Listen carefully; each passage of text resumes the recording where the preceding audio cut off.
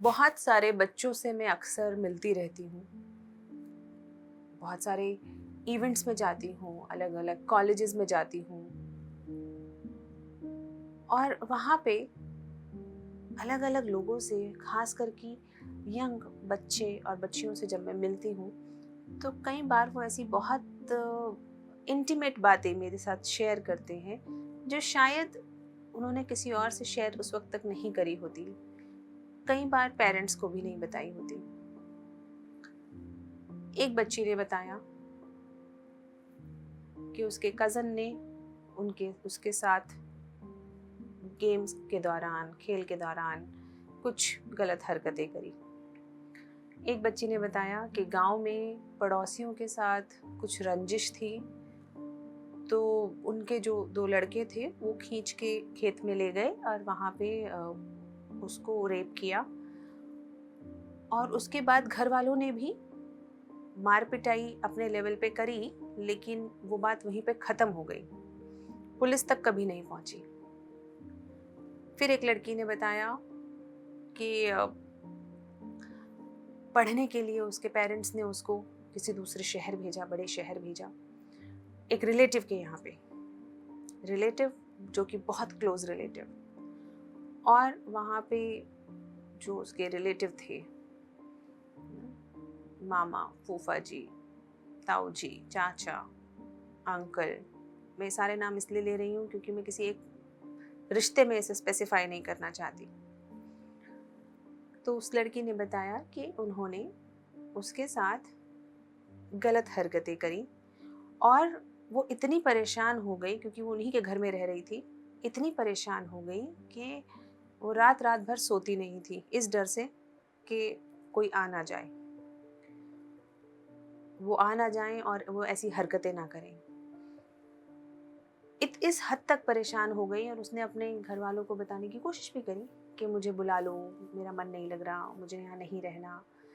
लेकिन क्योंकि अक्सर छोटे बच्चों को सुनी नहीं जाती उनकी बात, और फ़ोन वगैरह पे भी सबके सामने ही बात करने की आज़ादी होती है, तो किसी ने उसकी बात नहीं सुनी। अब वो वहाँ से मुक्त होके अपनी अलग पढ़ाई कर रही है। इसी तरह से मैं एक शहर गई, वहाँ पे मुझे एक लड़का मिला।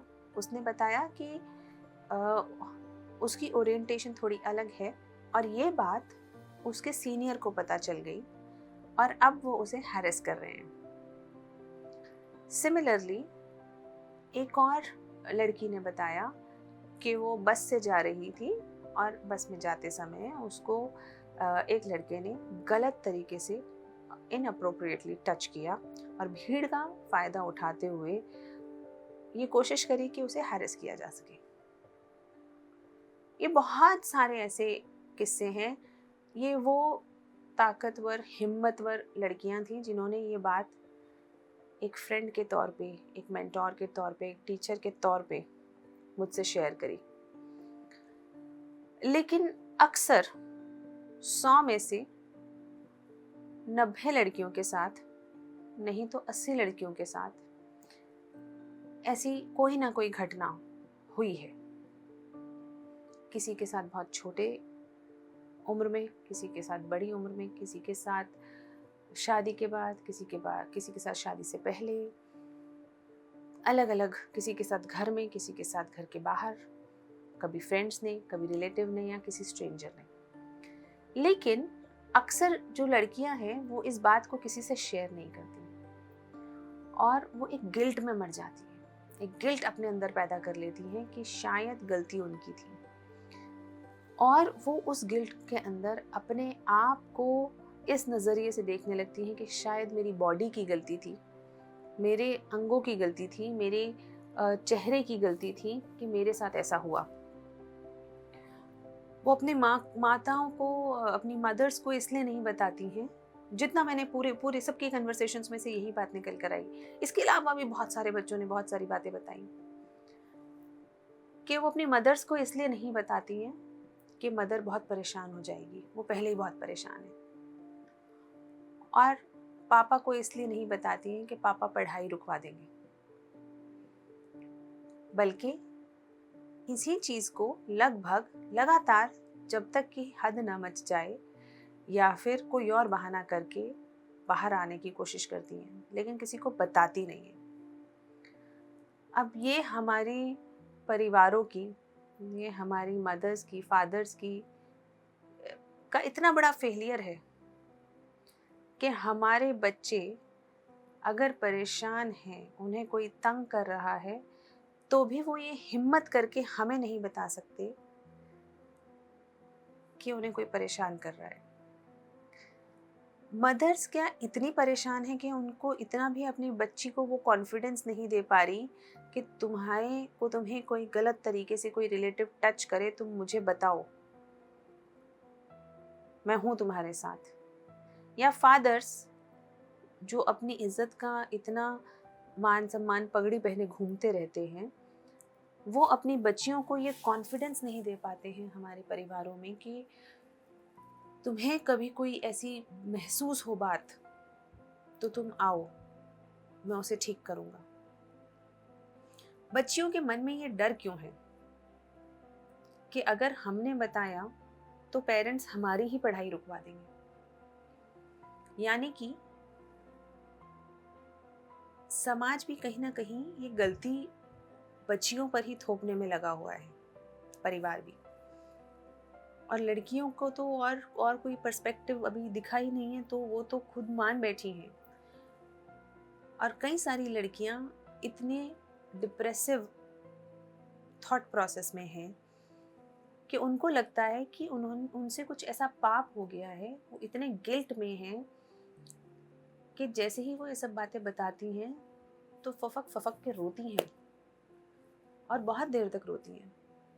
और उनका मन शायद बता के हल्का हो जाता है, लेकिन सोचिए ना कितना छोटे छोटे बच्चे, इनके मन पे कितना बोझ रहा होगा कि सब किसी को नहीं बताया और अपने मन में ये सारी परेशानी, कुछ समझ आती है और कुछ नहीं समझ आती, किसी के कारण समझ आते हैं और किसी के नहीं समझ आती, इन सबको अपने मन में समेट के रखते हैं लोग। क्यों? क्योंकि उन्हें लगता है उनकी गलती है।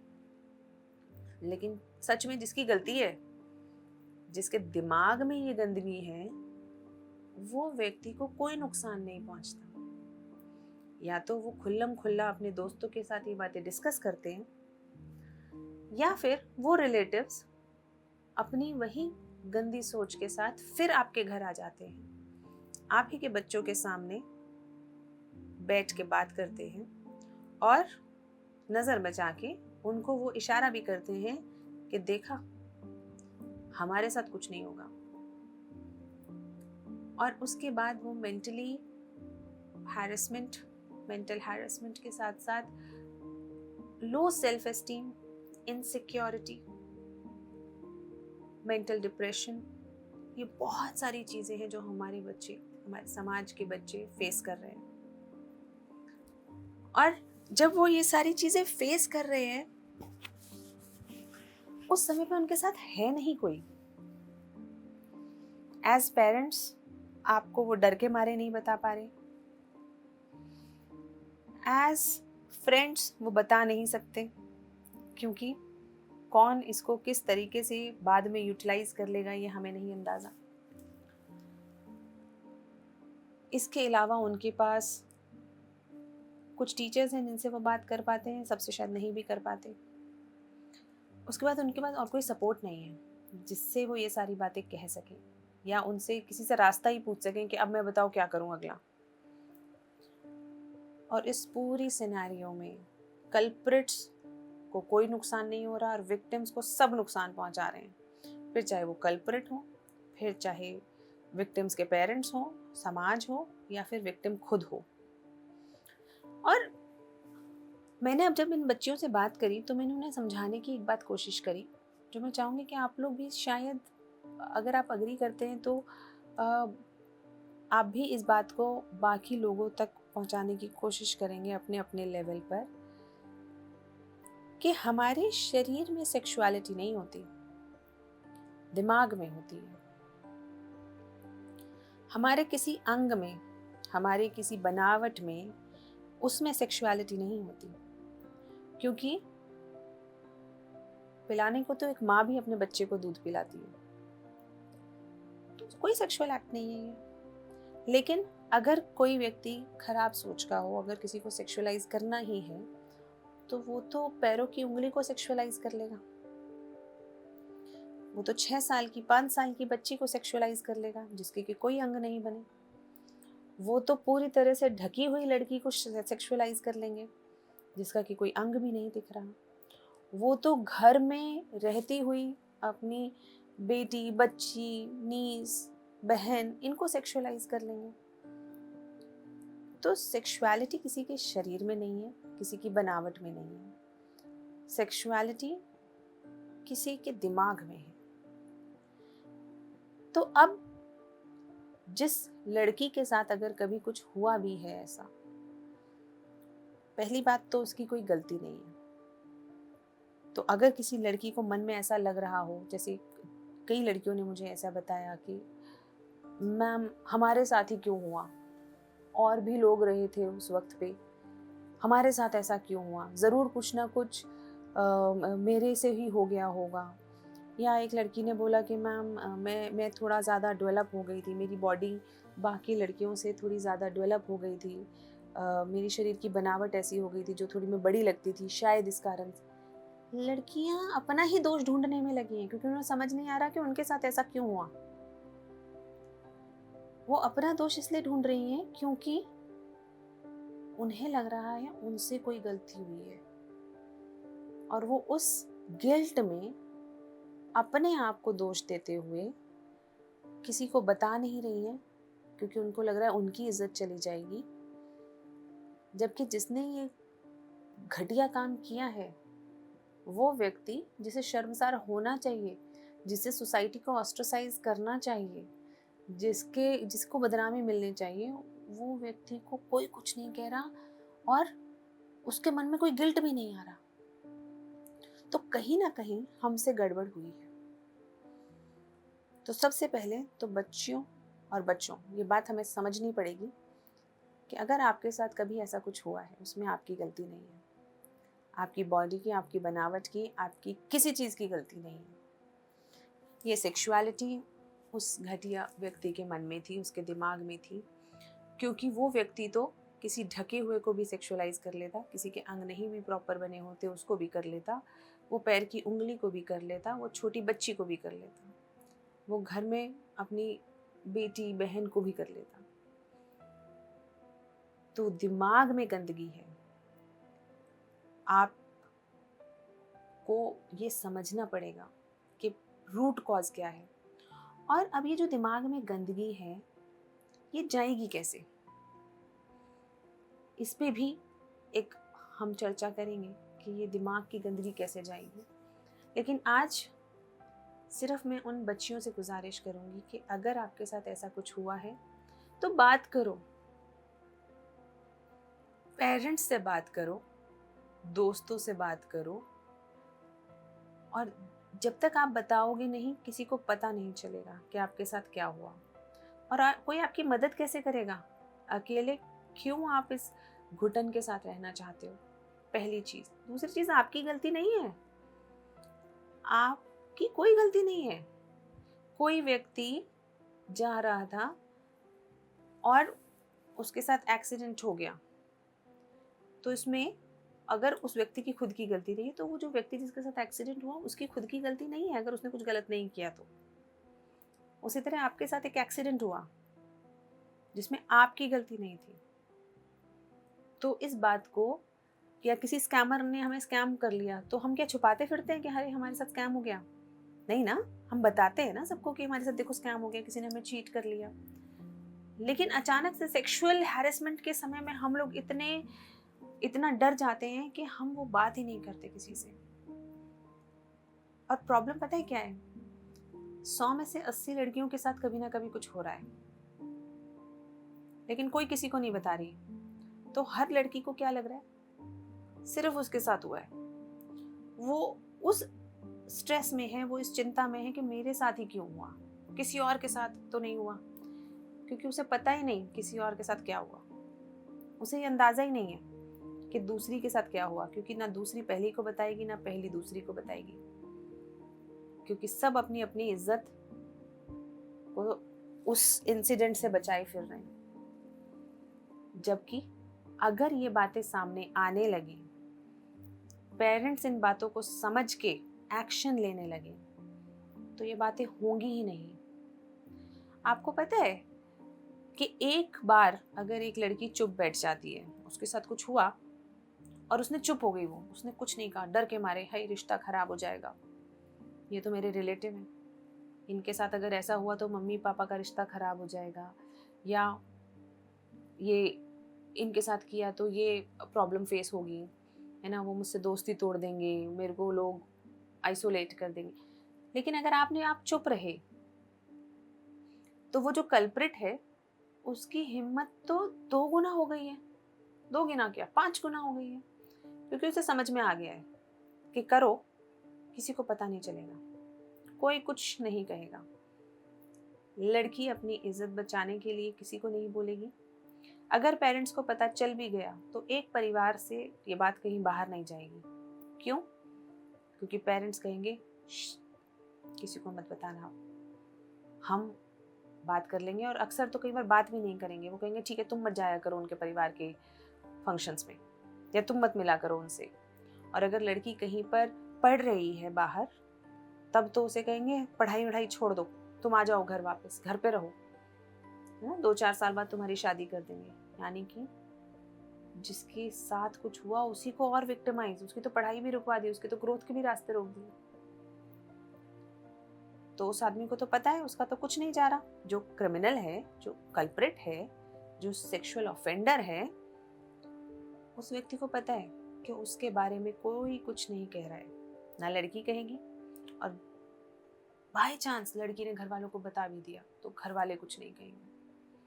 बात वहीं की वहीं पे खत्म। उसकी हिम्मत 5 गुना, और अब इस 5 गुना हिम्मत के साथ वो अपने अगले टारगेट को अटैक करता है, क्योंकि उसे पता है कि अगला टारगेट भी कुछ नहीं कहेगा।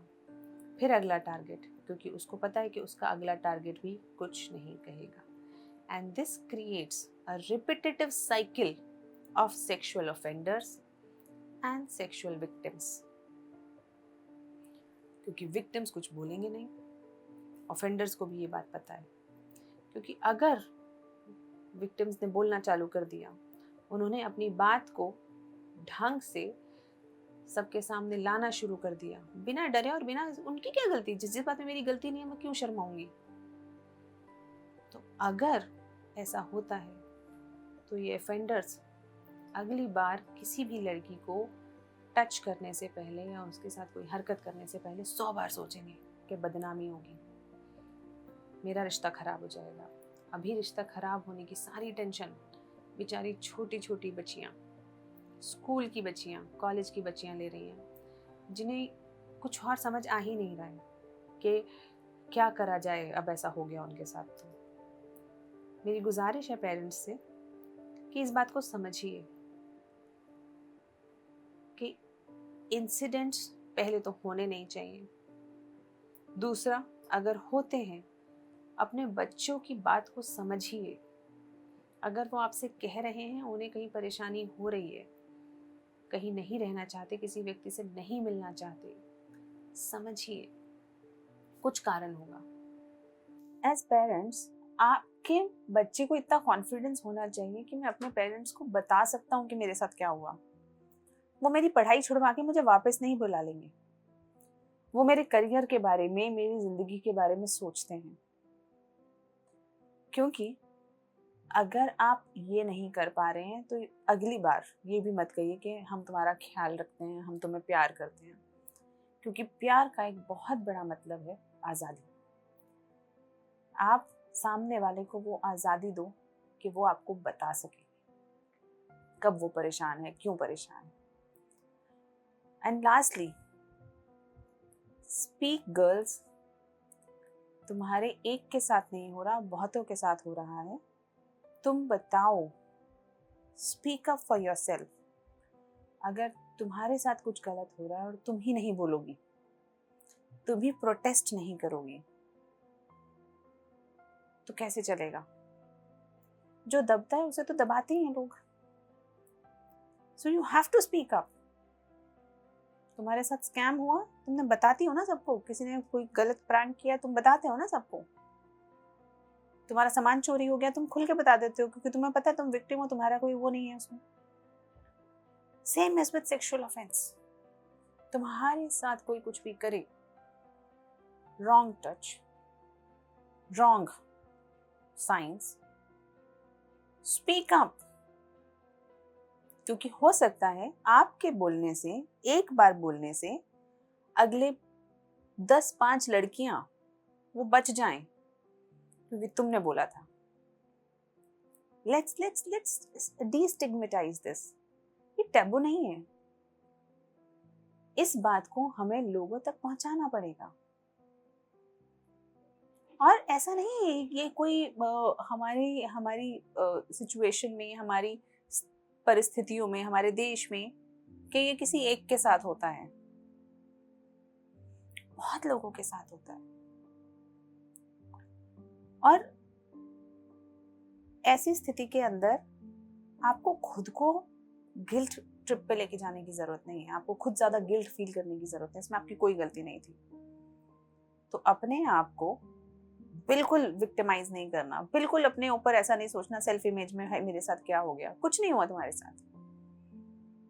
जो गलत किया उस व्यक्ति ने किया, सजा उसको मिलनी चाहिए। तुम्हारी रात की नींदें क्यों उड़ेंगी, तुम क्यों परेशान होगे? ऑफ कोर्स उसे सजा मिलनी चाहिए।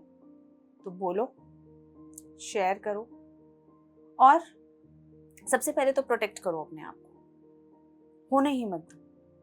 कोई ऐसा कुछ कर रहा हो सीधा चिल्ला दो, स्पीक अप। आधे से ज्यादा चीजें तो चिल्लाने से ठीक हो जाती हैं। दूसरा, बोल्ड बनो। There is more to gain from boldness than to lose. Bold, be bold in all your workings.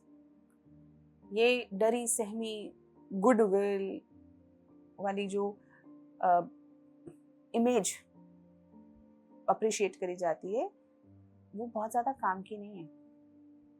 क्योंकि अगर आपके साथ कोई कुछ गलत कर रहा है और आप चुप हैं, this is not a good girl, this is a timid girl. कायर वाली स्थिति है वो। नहीं, स्पीक अप। ज्यादा से ज्यादा क्या होगा, जो होगा फेस करेंगे। कम से कम ये सब कोई हैरेसमेंट तो नहीं फर्दर कंटिन्यू होगी, और आप लोगों को भी पता चल जाएगा you can't mess with her. आप उस लेडी के साथ, उस लड़की के साथ मैस अप नहीं कर सकते। सो अपने आप को बोल्ड बनाना है। Third, if such thing has happened, अपनी पढ़ाई को सैक्रिफाइस नहीं करना, अपनी लाइफ के अंदर मेंटल इश्यूज को नहीं आने देना, क्योंकि आपको अपनी सेल्फ इमेज प्रोटेक्ट करनी है। आपको, अगर आपको लगता है आपकी गलती है तो सारी दुनिया तो आपकी गलती ठहरा ही देगी उसे, आपकी कोई गलती नहीं है। तो अपने आप को बच्चों, you don't have to feel victimised, protect your self image. You were right, the other person was wrong. उसके दिमाग में घटिया था और उसके दिमाग को ठीक करना है। हमें एज अ समाज, हम सबको ये सोचना है कि उस व्यक्ति का दिमाग कैसे ठीक होगा। उसके मन में किसी भी चीज को, किसी भी लड़की को देख के, जिसमें उम्र का कोई वो नहीं है, दिखने का या किसी भी और चीज का कोई पैरामीटर नहीं है, उस व्यक्ति का जो दिमाग है जिसके कारण सारी ये प्रॉब्लम्स उपज रही हैं, चाहे वो हैरेसमेंट हो, हैरेसमेंट एट वर्क प्लेस हो, या फिर हैरेसमेंट एट होम हो, या फिर रेप्स हो, ये सब वहां दिमाग से उपज रहा है। तो वो दिमाग कैसे ठीक किया जाए? बहुत बड़ा रोल इसके अंदर मोबाइल फोन्स का भी है, या इंटरनेट के अंदर कुछ ऐसे कंटेंट का है जो इस तरीके से चीज़ों को प्रेजेंट करता है कि लोग उसके एडिक्टेड हो जाते हैं और वही चीज़ें इम्प्लीमेंट करने की कोशिश करते हैं रियल लाइफ में। तो हमें कहीं ना कहीं एज अ सोसाइटी उस चीज़ को ठीक करना है। तो 2 लेवल्स पे हमें काम करना है, आपको, मुझको, बच्चियों को, पेरेंट्स को, टीचर्स को, सोसाइटी को, सबको मिलके। पहला, हमारे बच्चियों को और बच्चों को, लड़कों को भी हमें एजुकेट करना है कि ऐसा कुछ हो तो पहला होना मत दो, दूसरा बोलो, तीसरा टेक स्टेप।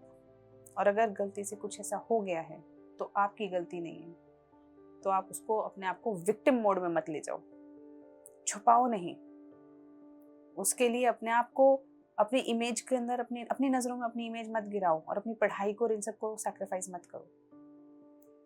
और दूसरे लेवल पे उस व्यक्ति को ठीक करना है जिसके दिमाग में ये सब गंदगी भरी हुई है।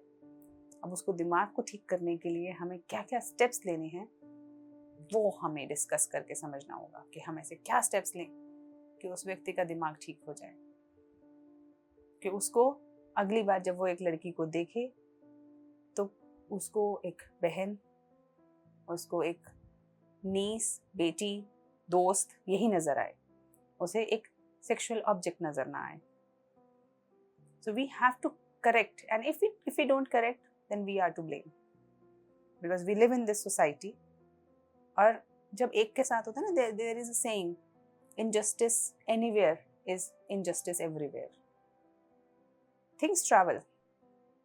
एक के साथ होता है, लोगों को लगता है अरे इसकी बेटी के साथ हुआ है, इसके साथ हुआ है, मेरे साथ नहीं होगा। ऐसा नहीं होता, होता है। तो हमें सबको प्रोटेक्ट करना है और हम सबको मिलके इस पे स्टेप्स लेने हैं। Let us work together. And girls, be bold.